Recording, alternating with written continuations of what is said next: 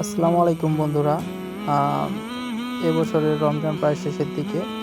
আজ 27 রমজান, রোজ শুক্রবার। আজকে আমরা মসজিদের রোজাদারদের জন্য ইফতারের সামান্য আয়োজন করেছিলাম।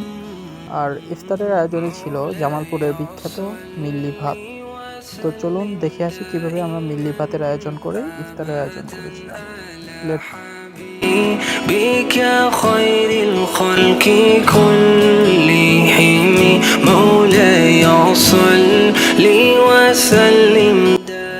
এই মিল্লি বা পিঠালি আয়োজনের জন্য বা রান্না করার জন্য প্রায় 20 রকমের উপরে মশলা লাগে, আপনারা দেখতেই পাচ্ছেন।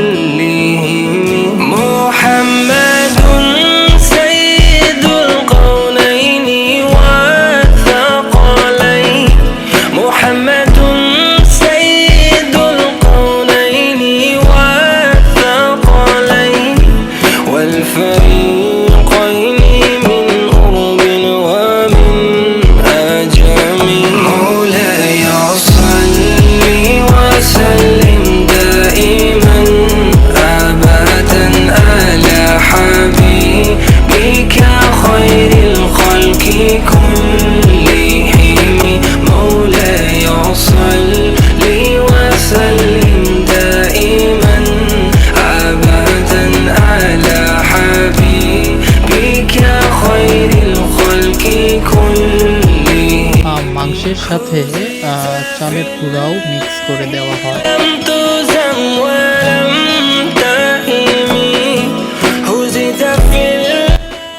অবশেষে রান্না হয়ে গেলে মিল্লি অর্থাৎ পিঠালি আর ভাত আমরা ভ্যানে করে মসজিদে নিয়ে যাই।